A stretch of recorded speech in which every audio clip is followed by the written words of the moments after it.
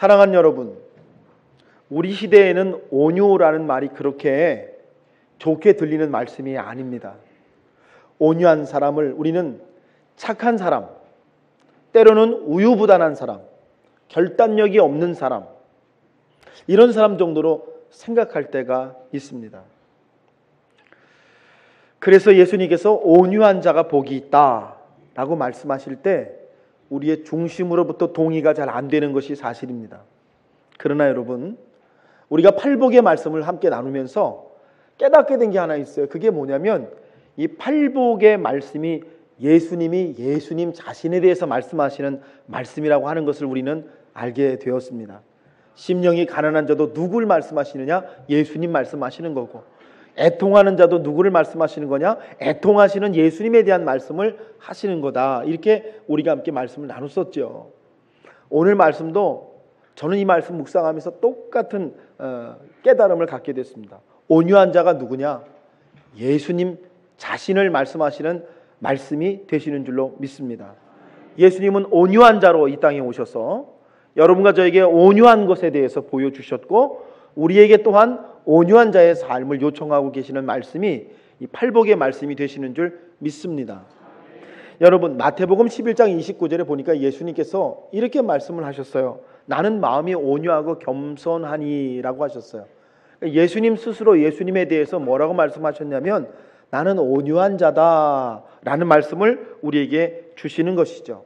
그런데 온유하다 라는 말은 원래 아나윈이라는 말인데요, 이 말은 낮아지다, 비천하게 되다, 이런 뜻을 가지고 있는 말입니다.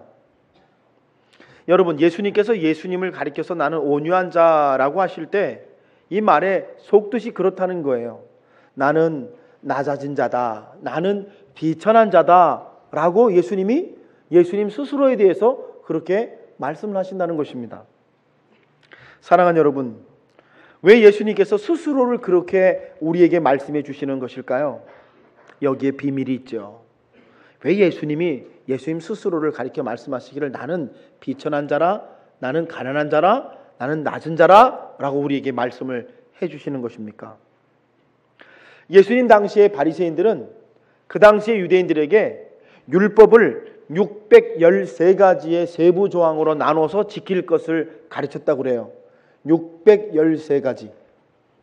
여러분, 그러니 그 당시에 신앙생활하는 사람들이 얼마나 그 짐이 무거웠겠어요. 신앙생활을 하는 것이 613가지의 율법을 지키는 것이라고 배우니까 그들이 얼마나 무겁고 그들의 신앙생활이 얼마나 어려웠겠습니까? 그런데 예수님이 오셔서 말씀하시기를 뭐라고 말씀하시냐면 나는 마음이 온유하고 겸손하니 내게 와서 배우라. 내 멍에는 쉽고 내 짐은 가벼움이니라. 무슨 말씀이에요, 여러분? 예수님은요, 사람들에게 무거운 짐을 져주시는 것이 아니라 함께 멍에를 져주시겠다고 우리에게 말씀해 주시는 줄 믿습니다. 내가 너희와 함께 멍에를 져주겠다. 내가 내 인생 가운데 들어가서 너의 수고하고 무거운 짐을 내가 다 져주겠다. 여러분과 저의 인생의 수고하고 무거운 짐을 함께 져주시기 위해서 우리처럼 낮아지시고 우리처럼 가난해지시고 우리처럼 비천한 자가 되게 하시겠다라는 말씀이 예수님 스스로 예수님에 대하여 나는 그래서 온유한 자라 하시는 말씀이신 것을 여러분께서 깨닫게 되시기를 바랍니다. 자, 그러면 그런 예수님을 여러분과 제가 알았다면, 만났다면, 체험했다면 나의 하나님이 나의 무거운 짐을 대신 져주시기 위하여 스스로 겸손해지시고 스스로 낮아지시고 비천한 자리까지 내려오신 하나님이라는 것을 고백한다면 여러분과 제가 어떤 사람으로 살아가야 하겠냐고 하는 것이죠. 여러분과 저에게 어떤 삶이 일어나야 되겠냐고 하는 것이죠. 저는 오늘 여러분께 두 가지 말씀을 좀 드리려고 해요. 첫째는요, 제가 이 말씀을 한 주간 묵상하면서 온유한 자 예수님이시구나. 그러면 그 예수님을 만난 우리들은 어떤 사람, 어떤 온유한 자가 되어야 하는가? 그것은 바로 우리도 하나님보다 앞서가지 않는 사람이 되겠습니다 라고 하는 고백이 여러분과 저의 고백이 되어야 할 줄로 믿습니다. 한번 따라해 보시죠. 하나님보다 앞서가지 않습니다. 여러분, 민수기 12장에 보면 이런 말씀이 나옵니다. 모세가 후처로 구스 여자를 얻습니다. 구스는 에디오피아거든요.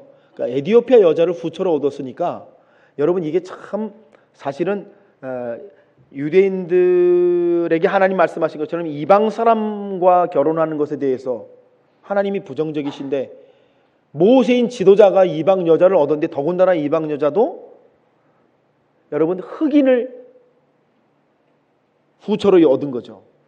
그러니까 민수기 보니까 모세의 누나인 미리암과 형인 아론이 모세를 막 비방하는 장면이 나옵니다.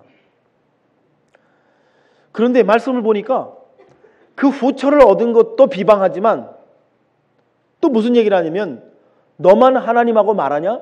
우리도 말하지 않느냐라고 그 형과 누나가 이야기하면서 모세를 막 비방하는 장면이 민수기 12장에 나옵니다.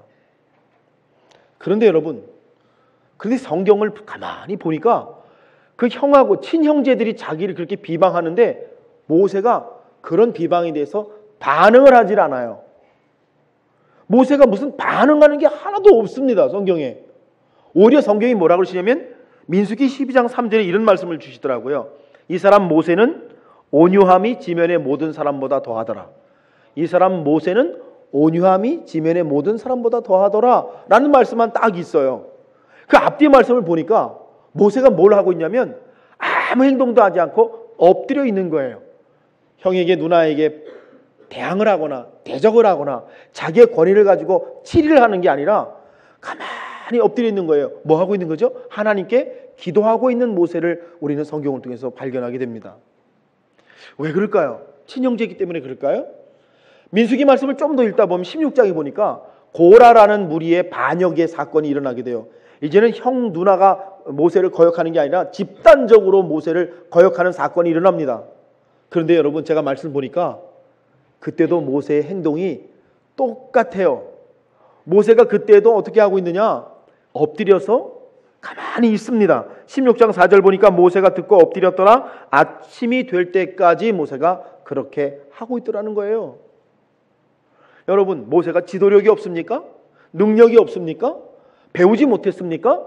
지금 자리가 불안합니까? 아무것도 아닌데, 여러분, 민수기 말씀을 읽으면서 우리는 이 모세라는 사람의 모습을 다시 한번 생각해 보게 됩니다. 모세가 왜 이렇게 되었을까요? 왜 이렇게 하고 있는 것일까요? 모세가 온유한 사람이 되었기 때문이죠. 온유한 사람이 되었기 때문입니다. 지금 뭡니까? 여러분과 제가 아는 것처럼 모세가 자기 혈기로, 자기 뜻대로 일을 하려다가 사람까지 죽이고 광야에서 40년을 살게 되었습니다. 근데 그 40년을 살게 됐는데 그 40년 뒤에 찾아오시는 하나님을 만나고 나니까 모세란 사람이 달라졌어요. 모세란 사람이 달라졌어요. 이전에는 자기 뜻과 자기의 혈기와 자기의 주장으로 살아가던 사람인데 이제는 모세가 달라졌어요. 어떻게 달라졌습니까? 하나님보다 앞서가지 않는 사람으로, 하나님의 뜻을 기다릴 줄 아는 사람으로, 하나님의 행하심을 바라보는 사람으로 모세가 달라졌다는 거예요. 그래서 여러분, 성경이 말씀하시기를 형과 누나가 그렇게 모세를 비방하고 그렇게 모세의 개인적인 문제까지도 거론을 할 때에도 모세는 침묵합니다. 그 대신에 엎드렸다는 거예요. 고라의 무리가 반역을 일으키고 모세를 향해서 여러분 비방을 할 때도 모세는 침묵하고 엎드려서 아침까지 기도하는 사람이 됐다는 거예요. 그래서 여러분, 성경이 모세의 온유함이 지면의 모든 사람보다 더하더라 라고 말씀을 하신다는 거죠.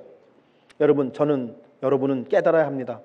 예수님 말씀하신 온유한 사람이란 성품이 착한 사람을 말하는 것이 아니라 하나님을 제대로 만났기 때문에 인생의 고난 가운데 자기의 약함을 보고 자기의 약함에도 불구하고 만나주시고 손을 내밀어 주시는 하나님을 제대로 만났기 때문에 변화된 사람을 가리켜서 온유한 사람이라고 말씀을 하시는 줄로 믿습니다.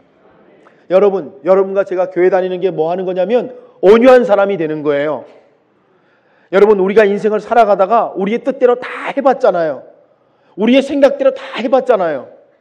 그런데 여러분, 아무 열매 없는 것을 돌아보면서 우리는 인생의 고난 가운데서 우리 자신을 봅니다. 우리가 얼마나 약한 사람인지 얼마나 악한 사람인지를 봐요. 그리고 나서 우리에게 찾아와 손 내밀어 주시는 하나님을 만나고서 우리는 이제 여러분 온유한 사람이 되는 거예요.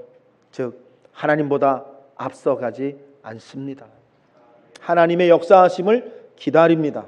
그래서 여러분과 저는 기도하면서 우리의 삶의 모든 문제를 하나님께 맡길 줄 아는 사람이 되는 것. 그래서 여러분, 오늘 예수님이 우리의 멍에를 져주시기 위하여 이 땅에 온유한 자로 오신 것처럼 여러분과 저도 하나님을 만나고 경험한 사람으로서 우리의 생각과 뜻과 방법을 내려놓고 하나님이 행하실 것을 기다릴 줄 아는 사람이 되는 것이 하나님께서 여러분과 저에게 원하시는 온유한 자의 모습이 되는 줄로 믿습니다. 그래서 두 번째, 이 온유한 사람은요, 한번 따라하시죠. 하나님이 하시는 일을 따라갑니다. 여러분, 온유한 사람은요, 온유한 주님을 만났기 때문에 겸손하고 자기를 낮추는 사람이라고 그랬어요. 왜 그렇습니까? 온유한 사람에게는 고백이 하나 있어서 그렇습니다. 그 고백이 뭐냐면 하나님이 하시는 일이 있습니다 라는 고백이에요. 여러분은 여러분의 삶에 이런 고백을 가지고 계십니까? 하나님이 하시는 일이 있습니다. 여러분 그렇게 고백 가지고 계세요? 그 고백을 우리가 뭐라 그러냐? 믿음이라고 하는 거예요. 여러분, 믿음이라는 게 뭐죠? 믿음이라는 것은 히브리서 11장 1절에 있는 것처럼 하나님이 하시는 일이 계시는 줄로 믿습니다 라는 고백을 갖는 것입니다. 여러분 믿음 생활 하시는 거죠? 교회 다니시면서 믿음 생활 하시죠?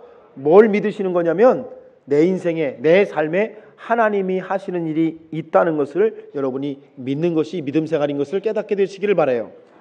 요한복음 9장에 보니까 예수님과 예수님의 제자들이 길을 가다가 나면서부터 맹인된 사람을 만납니다. 나면서부터 맹인된 사람을 딱 만나니까 제자들이 주님께 이렇게 말씀을 하죠. 예수님, 이 사람이 맹인된 것은 이 사람의 죄 때문입니까? 이 사람의 부모의 죄 때문입니까? 라고 예수님께 물어요. 그 당시에 유대인들은 사람의 불행을 어떻게 해석하냐면 그 사람의 죄 때문이다, 아니면 그 사람의 부모의 죄 때문이라고 해석을 했던 거죠. 예수님, 이 사람이 맹인된 게 이 사람의 죄 때문입니까? 이 사람의 부모의 죄 때문입니까? 라고 묻는 그 질문 속에는 어떤 하나님의 일이 없는 거예요. 그런데 예수님께서 그 대답을 들으시고 뭐라고 말씀하시죠? 이 사람이 소경된 것은 하나님이 하시는 일을 나타내고자 하심이라. 여러분, 이거는요 완전히 다른 시각이에요. 맹인된 사람을 보면서 이 사람 죄 때문에 이렇게 된 거죠? 이렇게 여러분 죄로 해석하는 사람과 이 사람이 오늘 이렇게 불행을 겪는 것은 하나님이 하시는 일이 계셔서 그 일을 나타내시기 위해서 이 사람의 삶에 불행이 왔다고 해석하시는 예수님의 시각은 여러분 완전히 다른 거예요. 그런데 예수님께서 그 사람의 불행에 대해서 하나님이 하시는 일이 있다라고 해석을 하시니까 여러분 그 사람의 삶에 어떤 일이 일어났습니까? 예수님이 그 사람을 실로암 목가로 데려가셔서 눈에 진흙을 바르고 눈을 띄어지게 해주셨어요. 눈을 뜨는 역사가 일어났어요. 육신의 눈이 열렸습니다. 여러분, 그런데 육신의 눈만 열렸습니까? 영의 눈도 열렸어요. 예수님을 내 주로 고백하고 그가 믿음을 가지고 하나님과 함께 살아가는 사람이 된 거지요. 사랑하는 여러분, 하나님이 하시는 일이 있다, 이렇게 고백하고 하나님이 하시는 일이 있습니다 라는 고백을 가지고 인생의 어떠한 문제를 만나도 여러분 그 고백을 가지고 살아가는 사람이 자기를 낮추고 하나님 앞에 겸손하며 여러분 온유하신 주님을 나의 주님으로 고백하는 사람이 아니겠습니까? 사랑하는 여러분, 우리가 하나님의 하시는 일이 있습니다를 믿는 게 왜 그렇게 중요합니까? 그 고백이 우리를 삶의 불행이나 고난 가운데 끌려가지 않게 하기 때문인 것입니다. 여러분, 우리 인생에 늘 고난과 불행과 역경이 찾아오잖아요. 여러분, 그때 그 고난과 역경에 지는 사람이 있고 고난과 역경을 이겨내는 사람이 있는데 어떤 차이가 있냐는 거죠. 하나님이 하시는 일이 있습니다. 지금 나의 삶에 이런 일이 있는 것은, 나의 삶에 이런 고난이 있는 것은, 나의 삶에 이런 불행이 있는 것에는 하나님이 하시는 일이 있습니다라고 겸손히 하나님의 일을 바라보는 사람이 여러분 온유한 자가 되는 줄로 믿습니다. 출애굽기 14장을 보면 이런 말씀이 나오잖아요. 이스라엘 백성이 10가지 재앙을 통해, 유월절 재앙을 통해 출애굽을 하게 됐는데 바로 왕이 야 나가라 나가. 여러분 그래서 장자재앙 끝에 이스라엘 백성이 나오게 됐는데 이스라엘 백성이 애굽을 출애굽하자마자 나와서 길을 가다가 만나게 된 게 뭐냐면 홍해를 만나게 돼요. 참 이상하죠 여러분. 아니 어떻게 하나님이 인도를 하셔도 제대로 인도하셔야 되는데 막다른 길로 인도를 하셔가지고 앞에는 홍해가 가로막히고 뒤에는 애굽 군대가 여러분 다시 막 쫓아오는 거예요. 그런 일이 딱 일어나니까 여러분 사람들이 두 부류로 딱 나누죠. 한 부류는 뭐라 그럽니까? 돌을 들어가지고 모세를 향해서 돌을 던지려고 그러면서 뭐라 그럽니까? 야 애굽에 매장지가 없어서, 야 죽을 데가 없어서 여기까지 이렇게 고생하고 나와서 죽냐? 그러면서 여러분 모세를 향해서 돌을 던지려고 하는 사람이 있는 거죠. 그 상황과 그 환경과 그 역경만 바라보면서 원망하고 비난하고 정죄하는 사람이 있는 거죠. 돌을 들고서요. 그런데 또 다른 사람이 등장하죠. 모세입니다. 여러분 다 아시죠? 모세가 그 홍해 앞에서 그 사람들 향해 뭐라고 고백합니까? 너희는 오늘날 가만히 있어서 너희 하나님 여호와께서 너희를 위하여 어떤 일을 행하시는지를 보라. 여러분 모세가 뭐라고 합니까? 그 역경과 고난 앞에서 이렇게 고백하는 거잖아요. 하나님이 하시는 일이 있습니다. 여러분 무슨 차이입니까? 하나님의 일이 있는 것을 보는 사람과 하나님의 일이 있다는 것을 보지 못하는 사람의 차이가 아니겠습니까? 그래서 하나님이 하신 일이 있다고 고백하는 사람은 역경을 이겨내고 하나님이 하신 일이 없다고 고백하는 사람은 그 역경 가운데 이끌려가고 끌려가는 삶을 살아가게 되는 것이 아니냐고 하는 것이죠. 오늘 우리는 온유한 자는 복이 있습니다 라는 말씀을 나누면서 우리 예수님의 온유처럼 우리들도 우리들의 삶에 하나님이 하시는 일이 있습니다 고백하면서 우리를 낮출 줄 알고 하나님보다 앞서가지 아니하고 하나님 앞에 기다릴 줄 알고 하나님 앞에 기도할 줄을 알고 여러분 하나님이 하신 일을 고백할 줄 아는 여러분과 제가 되시는 은혜가 있으시기를 주님의 이름으로 축복합니다. 자, 우리가 이렇게 온유한 사람이 될 때 온유한 사람에게 주시는 복이 있다고 말씀하시죠. 여러분 그 복이 뭡니까? 땅을 기업으로 얻을 것이며 라는 말씀입니다. 온유한 자가 땅을 기업으로 받는다는 거예요. 여러분 그런데 오해하지 마세요. 여러분과 제가 온유해지면 부동산을 소유하게 된다, 토지를 얻게 된다, 이런 말이 아니라는 것은 여러분께서 금방 눈치채실 수 있을 거라고 저는 생각합니다. 여러분 우리 시대에 어떤 사람이 땅을 차지하죠? 돈 많은 사람, 힘 있는 사람이요. 힘없고 돈 없는 사람이 여러분 어떻게 땅을 차지할 수가 있겠어요? 더군다나 온유한 사람이 여러분 어떻게 땅을 차지하겠습니까? 있는 땅도 빼앗기기 쉽지요. 그런데 예수님이 왜 온유한 사람이 복이 있나니 땅을 기업으로 받는다라는 말씀을 하셨을까? 이게 무슨 말씀일까? 제가 사무엘하 16장을 읽다가요 이 말씀을 깨닫게 됐습니다. 사무엘하 16장에 무슨 얘기했냐면 다윗이 아들 압살롬의 반역을 일으켰는데 그 압살롬의 반역 때문에 이제 도망을 가고 있는 그런 장면이에요. 그래서 부하 장수 몇 명과 함께 이제 다윗이 도망을 가고 있는데 사울왕의 부하였던 시므이라는 사람이 나타나가지고 다윗한테 막 돌을 던지면서 다윗을 저주합니다. 뭐라고 저주하냐면 이렇게 저주해요. 야 다윗아, 너 그렇게 피를 많이 흘리더니 내가 그 꼴 날 줄 알았다. 너 지금 그렇게 된 거 다 네가 그동안 잘못을 저질렀기 때문이야. 그래서 막 돌을 던지는 거예요. 여러분 얼마나 원통 터지는 일입니까? 아니 지금 아들한테 반역을 당한 것도 억울하고 지금 왕위를 뺏기고 도망을 가는 것도 억울한데 아니 어디서 형편없는 사람이 나타나가지고 돌을 던지면서 다윗을 막 저주를 하니까 얼마나 여러분 정말 화가 나는 일이에요. 옆에 있던 다윗의 부하 장수들이 다윗에게 말합니다. 다윗이여 말씀만 하시면 우리가 가서 저 사람의 목을 베어가지고 오겠습니다. 이렇게 얘기를 할 정도예요. 와 정말 우리가 여러분 그런 지경에 처하면요 우리 그렇게 말할 거예요. 알아서 해. 근데 여러분 제가 사무엘하 16장을 읽다가요 정말 놀라게 되는 게 뭐냐면 다윗이 그런 상황에서 무슨 말을 하냐면 이런 말을 합니다. 놓아두어라. 하나님이 저 사람을 통해 나에게 말씀하시는 줄 어떻게 알겠느냐. 와, 놔두어라. 만약에 저 사람이 저렇게 하는 것이 하나님의 말씀이라면 내가 들어야 되지 않겠느냐. 여러분, 깜짝 놀랄 말 아닙니까? 맞대응을 하거나 가서 그 사람을 해치거나 그러는 게 아니라 다윗은 오히려 자기를 돌아보는 시간으로, 돌아보는 기회로 그 소리에 반응을 하고 있다는 거죠. 놔둬라. 하나님의 말씀이면 어떡하냐? 하나님의 말씀이면 내가 듣고 회개해야 되지 않겠느냐? 오히려 자신의 처지가 하나님의 뜻인지를 돌아봅니다. 여러분, 다윗에게 일어난 일이 뭡니까? 돌아봄으로 말미암아 하나님이 서게 하려고 하시는 곳에 다윗이 서 있게 되었습니다. 마음을 낮추고 겸손함으로 말미암아 자기가 비천한 자라는 고백을 가짐으로 말미암아 하나님이 회복해 하실 자리에 다윗이 서게 되었습니다. 하나님의 계획의 자리에 다윗이 서게 되었다는 거예요. 그 자리, 그 땅에 다윗이 서게 되었다는 것입니다. 그래서 여러분, 땅을 얻는다, 온유한 사람은 땅을 얻는다라는 말이 뭐냐?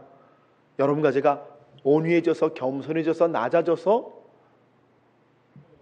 하나님보다 앞서가지 않고 하나님이 하시는 일이 있습니다라는 것을 고백하면 하나님이 이끄시는 자리에 서게 된다. 하나님이 회복해 주시는 자리에 서게 된다. 하나님이 축복해 주시는 자리에 서게 된다. 바로 그 땅을 얻게 될 것이다 라는 말씀인 것을 여러분께서 깨닫게 되시기를 주님의 이름으로 축복합니다.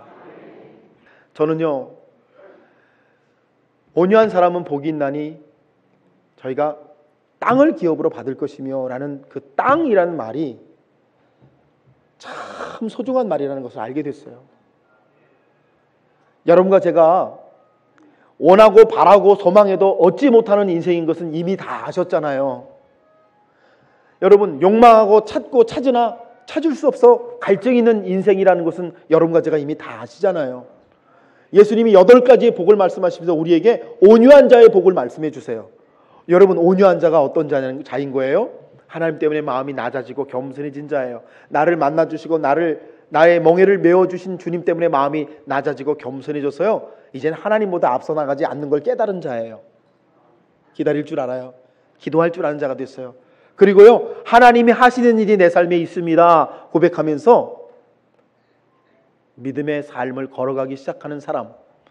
결국에 그 사람이 하나님께로부터 땅을 받는데, 자리를 받는데 그 하나님이 역사하시고 붙잡아 주시는 자리를 경험하는 사람이 된다는 말씀이 팔복의 세 번째 말씀, 온유한 자는 복이 있나니 저희가 땅을 기업으로 받을 것이며 라는 말씀이 되시는 줄 믿습니다.